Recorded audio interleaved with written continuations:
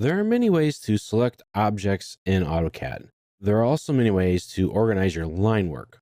Blocks are probably one of the most common used ways to do this. With your blocks, you have all of your line work together working as one object. Blocks are great because they let you edit, reuse, and replace objects that are meant to work together. Now, there's another type of selection group called the group command. Now, the group command combines defined objects into a group, and you can name that, you can give it a couple of sets of properties, but it allows you to keep that line work together, but also allows for easy editing of the individual parts as well. Whereas with a block, you can only edit the block objects if you go into the block editor. So sometimes getting in and out can be a pain to work with. So it kind of locks them down similar to a block, but not as tightly. So let's open up a file to look at. Let's go to the Movie House file and let's open it up. In this file, I've already created a few groups. When I select this row of chairs, they're grouped together. See, when I select it, in my properties palette here, it says block reference 5 group. I select this one, it's called block reference 5 group. So that's what it is. These are groups. Now it gives you a little bit of information about the specific objects, but they work as a group. That means I can move this entire row of chairs together, or I can erase them, that sort of a thing. But if I had all of these chairs together in one block, I couldn't edit the individual chairs, not without going into the block editor.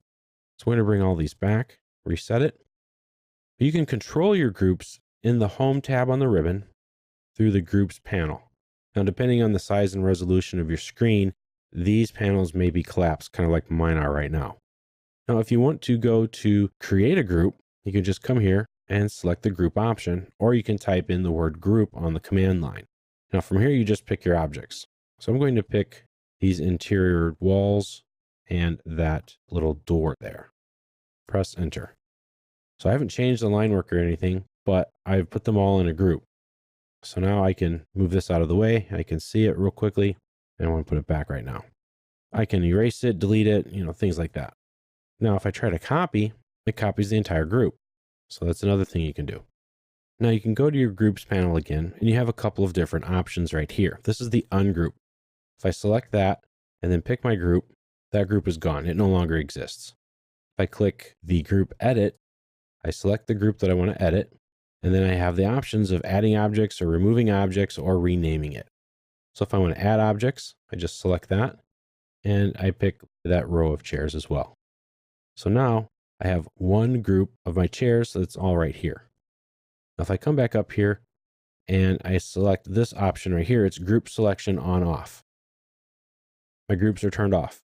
These items are still in a group, but now I can edit one of these chairs all that I want.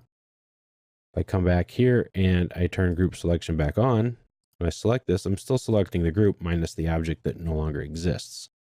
If I turn off this group bounding box, what happens is you'll see the entire group. It'll bring up all of these little group edits. But when I select it, it doesn't select the entire group. It lets me work with these individual pieces.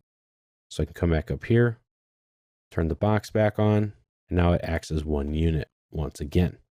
If I come back up here again and go to the group manager, I can do a lot of different things. These are my different groups that I have in this file. If I select row 1 and then I click highlight, that'll tell me, okay, that's row 1. Click continue. I can make items be inside a group so that I can grab them in the future, but I can make them unselectable. So if I select the row I want to work with, that's this guy right here, and click the select button, it makes them unselectable. So if I click OK, and what does that mean? That means I can't pick these items as just one group anymore. Now this item is in multiple groups. They're in the row 1 and the row 2 group. Why would you want to do this? Well, because you may want to, at some point, be able to put all the items back together, grab them as a unit, but you don't want to lock them down. So putting all of the chairs in one group called chair might be a really good idea, because then you can grab them all at one time, delete them very easily or quickly, or just still work with them individually. You can get really crazy with them.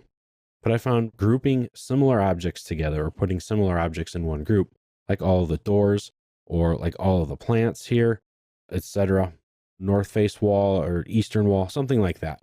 It's a great way to allow you easy and quick access to specific objects without fully locking them down with a block. So it'll allow you to work with them, control it a little bit differently.